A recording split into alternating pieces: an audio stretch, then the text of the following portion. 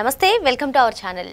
TDP MLA senior leader Somireddy Chandramohan Reddy జగన్కు Google అంటే ఎందుకు కోపమో వివరించిన తీరు ప్రస్తుతం చర్చనీయాంశంగా మారింది. మరి సోమిరెడ్డి చంద్రమోహన్ రెడ్డి ఏం కామెంట్స్ చేశారు తెలుసుకునే ప్రయత్నం చేద్దాం. దీన్ని విశ్లేషించడానికి మనతో పాటుగా ఉన్నారు ప్రముఖ ఆర్థిక రాజకీయ సామాజిక విశ్లేషకులు అపసాని రాజేష్ గారు.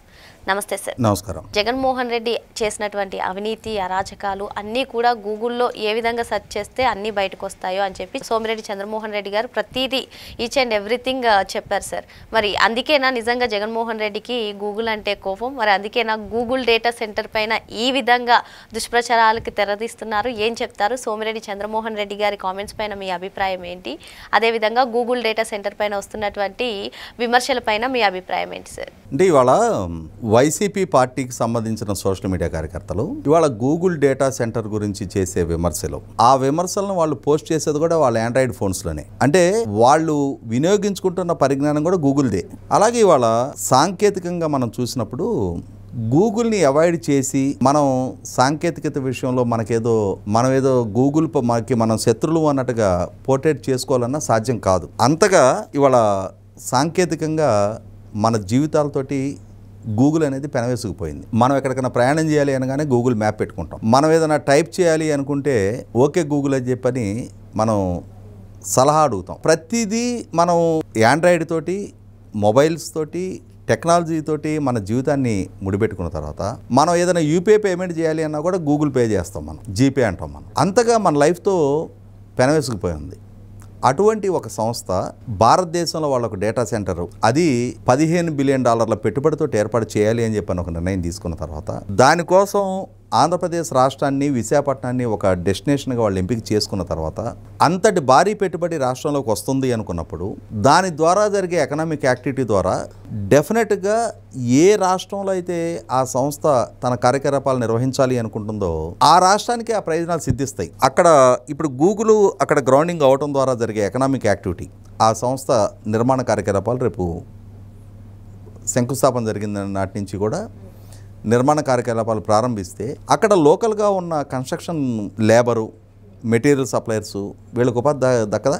దానికి కావాల్సిన లోపల ఆ డేటా సెంటర్కి కావాల్సిన ఎక్విప్మెంటు, ఫ్యాబ్రికేషన్ లాంటి వర్క్స్ లోకల్గా ఉన్న స్థానికులకు కదా ఉపాధి అవకాశాలు దక్కేది. అంటే ప్రత్యక్షంగా అందులో ఉద్యోగాలు దక్కించుకున్న వాళ్ళతో పాటుగా పరోక్షంగా కూడా చాలామందికి ఉపాధి కల్పన జరుగుతుంది. అదే సందర్భంలో రాష్ట్ర ప్రభుత్వానికి కూడా అక్కడ జరిగే వ్యాపార కార్యకలాపాలు, అంటే ₹131,000 పెట్టుబడి పెడుతూ ఒక సంస్థ నిర్మాణం జరుగుతూ ఉన్నప్పుడు కొన్ని వేల కోట్ల రూపాయల మెటీరియల్ ప్రొక్యూర్మెంట్ జరుగుతుంది. దాని ద్వారా ప్రభుత్వానికి వేల కోట్ల రూపాయల ఆదాయం సమకూరడానికి ఆస్కారం ఉంటుంది. అయినా సరే సహజంగా ఏంటి, ఒక ప్రభుత్వ హయాంలో ఒక సంస్థ గ్రౌండింగ్ అవుతుంది అనుకున్నప్పుడు విశాల దృక్పథంతో ఆలోచించే మిగిలిన రాజకీయ పక్షాలు మన రాష్ట్రానికి ఒక ప్రయోజనం చేకూరుతుంది కదా అని చెప్పని స్వాగతిస్తారు. కానీ జగన్మోహన్ రెడ్డి గారికి నా ప్రత్యర్థి పార్టీ హయాంలో ఈ విధంగా సాకారం అవుతుందా? ఆయన మొదటి నుంచి కూడా చూసాం కదా మనం. 2014-19 మధ్యకాలంలో ఇప్పటికే చిన్న రాష్ట్రమైన ఆంధ్రప్రదేశ్ రాష్ట్రంలో ప్రాంతీయ విద్వేషాలు తీసుకురాకుండా ఉండటం కోసం నేను రాజధానిగా అమరావతిని మద్దతిస్తున్నా అని చెప్పిన అసెంబ్లీలో మద్దతు ఇచ్చి నిర్మాణం దగ్గరికి వచ్చేటప్పటికి ల్యాండ్ పూలింగ్కి ప్రతిబంధకాలు సృష్టించారు. చివరికి నేషనల్ గ్రీన్ ట్రిబ్యునల్లో కేసులు ఫైల్ చేశారు. ల్యాండ్ పూలింగ్కి సహకరించకుండా వాళ్ళ ఎమ్మెల్యే చేత కొన్ని గ్రామాల్లో రైతుల్ని ఎదురుదిరిగేలాగా చేశారు. అంటే ఏదో ఒక రకంగా రాజధాని నిర్మాణ ప్రక్రియకి ప్రతిబంధకాలు సృష్టించారు. పోలవరం ప్రాజెక్ట్ నిర్మాణం జరుగుతుంటే ఆ ప్రాజెక్ట్ నిర్మాణం సాకారం కాకుండా ఉండటం కోసం కేంద్ర ప్రభుత్వానికి ఫిర్యాదులు చేశారు. సెకండ్ డిపిఆర్ ఆమోదం పొందకుండా లేఖల మీద లేఖలు రాశారు, కుంభకోణం జరిగిపోతుంది అని చెప్పని.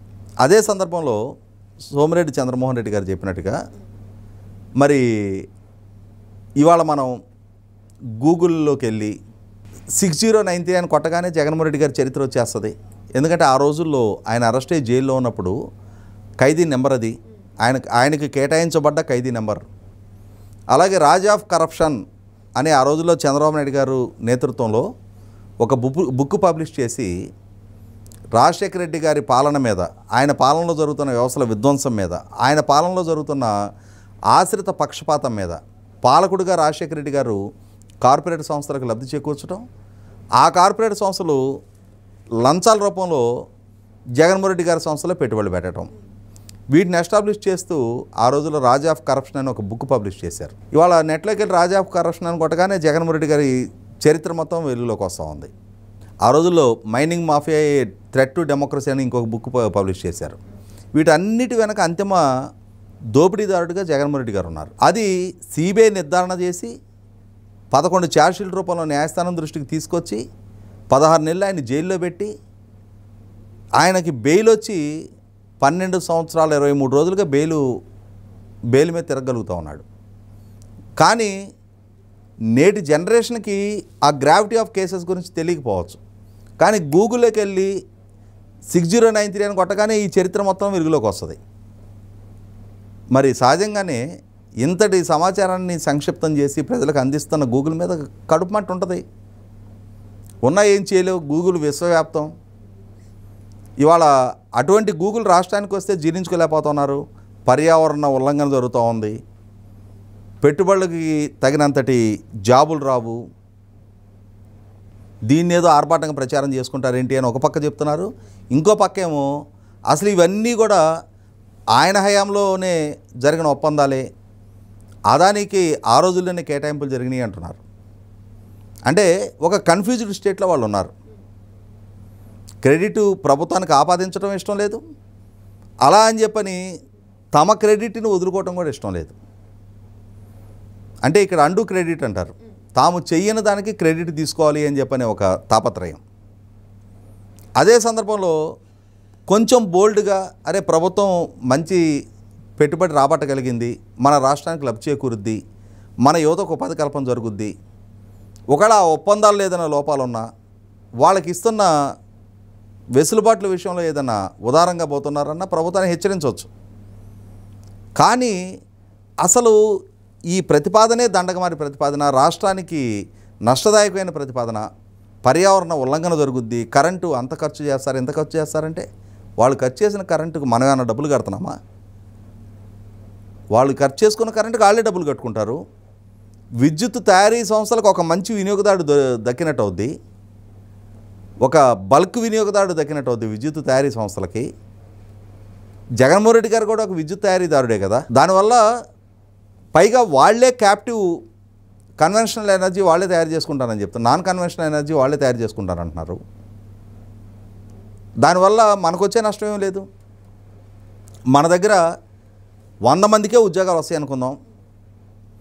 ఇవాళ ఉన్న నిరుద్యోగుల్లో ఒక 100 మందికే ఉద్యోగాలు వస్తే వచ్చే నష్టం ఏంటి? ఎంత ఉద్యోగాలు రాబోతాయి అనేది భవిష్యత్తు నిర్ణయిస్తుంది.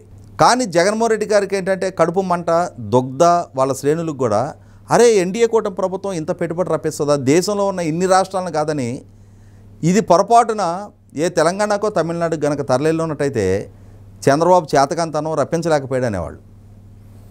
ఇవాళ ఆంధ్రప్రదేశ్ రాష్ట్రానికి రావటం వల్ల ఇరుగు పొరుగు రాష్ట్రాలు వాళ్ళు లోపల ఇంటర్నల్గా కొంత ఎంత లేదనుకున్నా జలస్ ఫీల్ అవుతారు, అరే మనం రప్పించుకోలేకపోయామే అని చెప్పని. ఆంధ్రప్రదేశ్ యువత సంతోషం వ్యక్తం చేస్తూ ఉన్నారు, ఆంధ్రప్రదేశ్లో ఉన్న మిగిలిన పౌర సమాజం అందరూ సంతోషం వ్యక్తం చేస్తూ ఉన్నారు. నలుగురు సంతోషంగా ఉంటే చూసి ఓర్చుకోలేని కడుపు మంటతో రగిలిపోయే వైసీపీ పార్టీ జగన్మోహన్ రెడ్డి గారు దాన్ని డైజెస్ట్ చేసుకోవటం ఆయన వల్ల కాటల్లా జీర్ణించుకోలేకపోతున్నాడు. దాంట్లో నుంచి ఆ బాధ, ఆవేదన, ఆక్రోశం, దుగ్ధ, ఆగ్రహం ఎన్ని రకాలుగా చెప్పినా సరే, ఎన్ని పర్యాయ పదాలు వాడినా జగన్మోహన్ రెడ్డి గారిలో ఉన్న సహజ సిద్ధమైన అసూయ, తాను సాధించలేకపోయిన దాన్ని ఇంకొకళ్ళు సాధించితే, తాను కల్పించలేని ఉపాధి అవకాశాలు యువతకి ఇంకొకళ్ళు కల్పిస్తుంటే 2019లో యువతను మభ్యపెట్టి అధికారం దక్కించుకోగలిగా. కానీ పాలకుడుగా ఆ యువత నమ్మకాన్ని కోల్పోయి 2024లో ఘోర ఓటమిని ఎదుర్కొన్నా. ఇప్పుడు ఈ కూటమి ప్రభుత్వం 20 లక్షల ఉద్యోగ కల్పన చేస్తాను అని చెప్పని వాగ్దానం చేసి ఆ దిశగా అడుగులేస్తుంది. ఇక శాశ్వతంగా నాకు అధికారాన్ని దూరం చేస్తారా అనే ఒక ఇన్సెక్యూరిటీలో ఆయన ఉన్నాడు. ఆ ఇన్సెక్యూరిటీలో ఉండే వాళ్ళ సోషల్ మీడియా చేత గూగుల్ మీద, ఇవాళ గూగుల్ మీద చేస్తున్న ఆరోపణలు కాదు, అది ఆయన అభద్రతాభావం మీద ఆయన ఆరోపణలు చేసుకుంటూ ఉన్నాడు.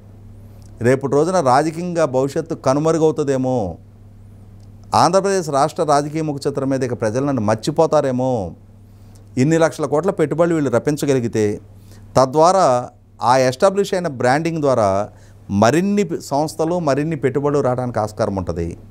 తద్వారా కర్ణాటకకో తమిళనాడుకో తెలంగాణకో వలసెళ్లాల్సిన యువత రాష్ట్రంలో ఉపాధి పొందితే, రాష్ట్రంలోనే సంపద సృష్టికారకమైతే, రాష్ట్రంలోనే మార్కెట్ పొటెన్షియాలిటీ మార్కెట్ ప్రాస్పెక్ట్స్ పెరిగితే, ప్రభుత్వానికి ట్యాక్స్ రెవెన్యూస్ పెరిగితే ప్రభుత్వం ఈ పెరిగిన అదనపు ఆదాయ వనరులని మళ్ళీ అభివృద్ధి మీద సంక్షేమం మీద ఎక్కడ ఖర్చు పెట్టుద్దో, అలా పెట్టినప్పుడు శాశ్వతంగా నా రాజకీయపు దారులు మూసుకుపోతాయి అని ఒక భయాందోళనలో ఉన్న జగన్మోహన్ రెడ్డి ఈ విధమైన విమర్శలోకి ఆయన శ్రేణులు పాల్పడుతున్నారనేది వాస్తవం. మరో అంశంతో మళ్ళీ కలుద్దాం. Thank you sir.